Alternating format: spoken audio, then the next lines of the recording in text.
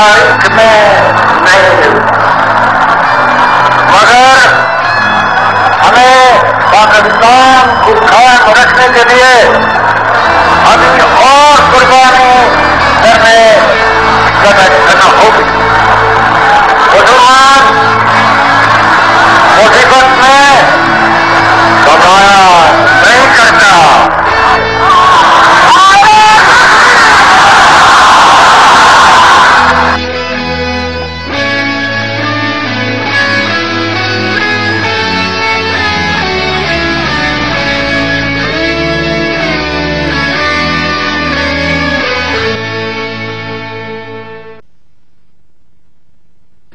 آج ہم قائد اعظم کے بارے میں بات کریں گے، دا ریئل قائد اعظم، جو اصل قائد اعظم ہے، کہ جو مسلمانوں کی 200 سالہ تاریخ میں ایک عظیم ترین سیاسی رہنما، مسلمانوں کے محسن، جن کو اللہ سبحانہ و تعالیٰ نے ایک تحفہ بنا کر امت مسلمہ کے لیے بھیجا۔ اس میں کوئی شبے کی بات نہیں ہے کہ ٹیپو سلطان کے بعد قائد اعظم سے زیادہ عظیم ترین رہنما آج تک مسلمان دنیا نے نہیں دیکھا۔ ٹیپو سلطان جس ویژن کے، جس فراست کے، جس برکت اور نور اور خیر والے وجود تھے، جنہوں نے اس وقت پوری مسلمان سلطنت کو سنبھالنے کی کوشش کی، مسلمانوں کے داخلی دفاع کیا، فورن پالیسی مرتب کی، اس وقت مسلمانوں کو یکجا کرنے کی کوشش کی، اور اس وقت کی جدید عالمی طاقتوں سے رابطے قائم کیے کہ انگریز استعمار کو روک سکے۔ لیکن ٹیپو سلطان مسلمانوں کے زوال کے دور میں پیدا ہوئے اور شہادت کی زندگی پا کر اپنی سلطنت کھو بیٹھے۔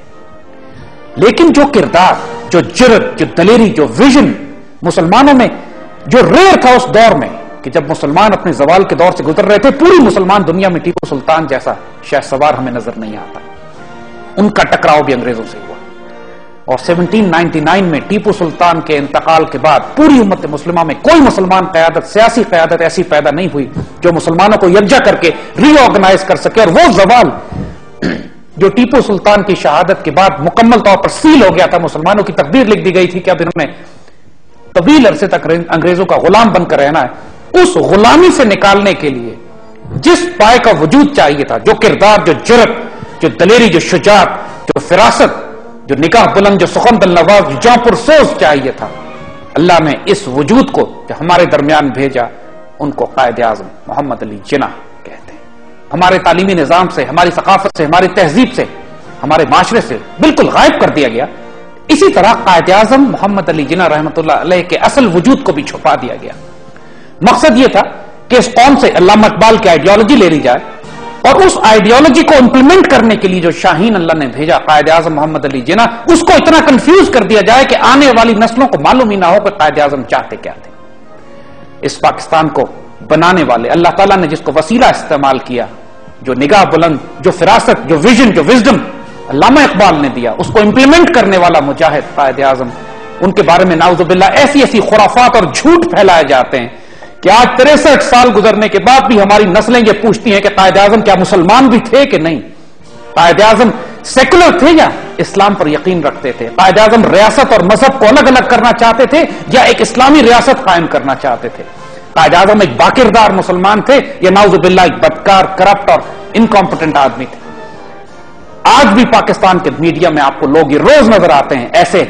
میر جعفر اور میر صادق، ایسے ناپاک اور پلیت لوگ جن کو مشن یہ دیا گیا ہے کہ پاکستان کی آئیڈیالوجی کو کنفیوز کریں، پاکستان کی آئیڈینٹی کو کنفیوز کریں، پاکستان کے فاؤنڈنگ فادرز کے بارے میں ایسا جھوٹ پھیلائیں کہ آنے والی نسلوں کو اندازہ ہی نہ ہو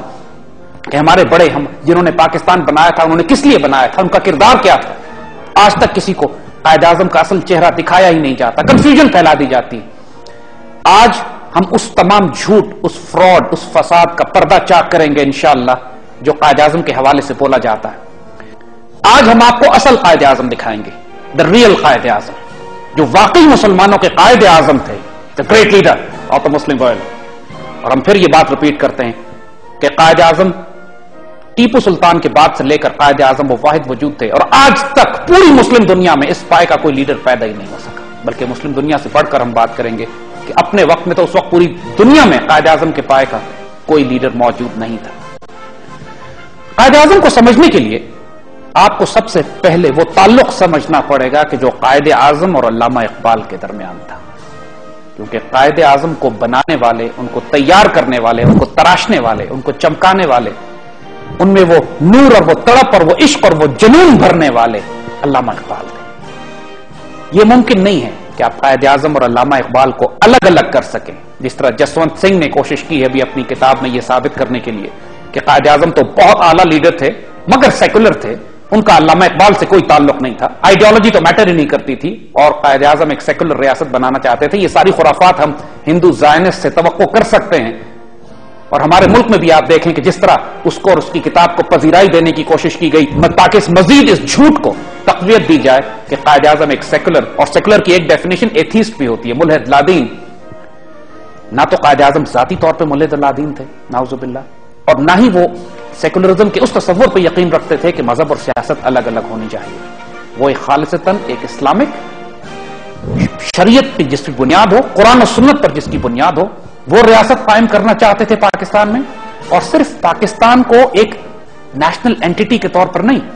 بلکہ امت مسلمہ کی قیادت دینے کے لیے ایک پین اسلامک ویژن کے ساتھ، جو ایگزیکٹلی علامہ اقبال کا ویژن تھا کہ ایک ہو مسلم حرم کی پاسبانی کے لیے نیل کے ساحل سے لے کر تابخا کے کاشغر۔ اس سارے ویژن کو امپلیمنٹ کرنے کے لیے جس مقصد کو انہوں نے حاصل کیا، اور یہ خود وہ اپنے گفتگو میں اپنی تقریروں میں کہہ چکے ہیں کہ پاکستان حاصل کرنا مقصود نہیں تھا، پاکستان کو حاصل کر کر ہم نے کسی اور مقصد کی طرف جانا ہے، ایک ایسی اسلامی مثالی ریاست بنانی ہے جس کی بنیادیں قرآن و سنت پہ ہوں۔ ہم آپ کو حوالے دیں گے، وہ ریفرنسز دیں گے جو ہماری تاریخ سے غائب کر دیے گئے، جو کبھی سنائے نہیں جاتے۔ جو بات ہم آپ سے پہلے کر رہے تھے کہ اگر آپ قائد اعظم کو سمجھنا چاہتے ہیں تو پہلے آپ ان کا وہ تعلق سمجھیے جو علامہ اقبال کے ساتھ تھا، کیونکہ تاریخ کا پس منظر پھر وہیں شروع ہوتا ہے۔ قائد اعظم اور علامہ اقبال تقریباً ہم اثر ہیں، کنٹمپریریز، ایک ہی پیریڈ میں پیدا ہوئے، آلموسٹ ان کے پیدائش بھی 1-2 سال آگے پیچھے ہی ہے، اور انتقال علامہ اقبال 1938 میں کرتے ہیں اور قائد اعظم 1948 میں۔ مگر ان دونوں کی دوستی بہت دیر سے شروع ہوئی، یعنی قائد اعظم کے بارے میں تو یہ بات آپ جانتے ہیں کہ جب وہ پڑھنے کے لیے ولایت تشریف لے گئے تو سب سے پہلے لنکنز ان میں جو بیرسٹری کے لیے انہوں نے داخلہ لیا، اس وقت بھی قائد اعظم کے وجود میں اللہ کے رسول صلی اللہ علیہ وسلم سے محبت اور تعلق اپنے عروج پر تھی، اور یہ بات تاریخ میں ریکارڈڈ ہے کہ آپ نے لنکنز ان میں داخلہ ہی صرف اس لیے لیا کہ لنکنز ان کے دروازے پر لکھا ہوا ہے کہ دنیا کے سب سے بڑے قانون دینے والے اللہ کے رسول حضور اکرم صلی اللہ علیہ وسلم، اور اس وجہ سے قائد اعظم فرماتے ہیں کہ میں نے لنکنز ان میں داخلہ لیا کہ انہوں نے حضور صلی اللہ علیہ وسلم کی عظمت کا اعتراف کیا ہے۔ اب یہ بتائیے کہ یہ بات ایک نوجوان جو صرف تعلیم حاصل کرنے کے لیے پہلی دفعہ انڈیا سے باہر نکل کے ولایت جاتا ہے، اور وہ کرائٹیریا صرف یہ رکھتا ہے اپنی یونیورسٹی میں داخلے کا کہ اس نے اللہ کے رسول کی عزت کی ہے، تو کیا وہ شخص ملحد اور لادین یا سیکولر ہو سکتا ہے؟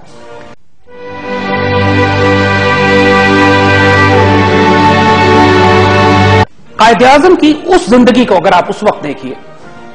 تو اس میں بھی ہم کو بہت سارے ادوار نظر آتے ہیں۔ ایک پروگریسو فیز ہے قائد اعظم کا، ہمیں کوئی ٹیچر نظر نہیں آتا اس دور میں، کوئی ایسا ٹیچر جو ان کو آئیڈیالوجی کے حوالے سے، ایسا ٹیچر جو ان کو ویژن کے حوالے سے، پالیٹکس کے حوالے سے کوئی بہت بڑا ویژن دے سکے۔ قائد اعظم شروع میں نیشنلسٹ تھے اس طرح، اور یہ پروگریشن ہر انسان کے سیاسی کردار میں، اس کے کیریئر میں ہوتی ہے، اس میں کوئی پریشانی اور حیرانی کی بات نہیں ہے۔ علامہ اقبال نے بھی اپنے شروع میں جب 1900 کے تقریباً آس پاس انہوں نے وہ نظمیں کہی ہیں جن کا تعلق انڈین نیشنلزم سے تھا، اے ہمالیہ فصیلے کشور ہندوستان چومتا ہے جس کی پیشانی کو جھک کے آسماں، اور یہ کہ ہندوستان کے حوالے سے جو انہوں نے باتیں کہی ہیں جو آج بھی ہندوستان میں بڑے شوق سے وہ نظمیں پڑھی جاتی ہیں جو انڈین نیشنلزم کو ریپرزینٹ کرتی ہیں۔ اس زمانے میں علامہ اقبال کی شاعری بھی ڈیولپ ہو رہی تھی۔ لیکن اسی طریقے سے قائد اعظم اس وقت قائد اعظم نہیں تھے، آپ محمد علی جناح تھے، اور محمد علی جناح بھی پروگریسولی ایک بیرسٹر جب بن کر آتے ہیں تو انڈین پالیٹکس میں حصہ لیتے ہیں، سب سے پہلے کانگریس جوائن کرتے ہیں، بڑا طویل عرصہ کانگریس کے ساتھ رہے،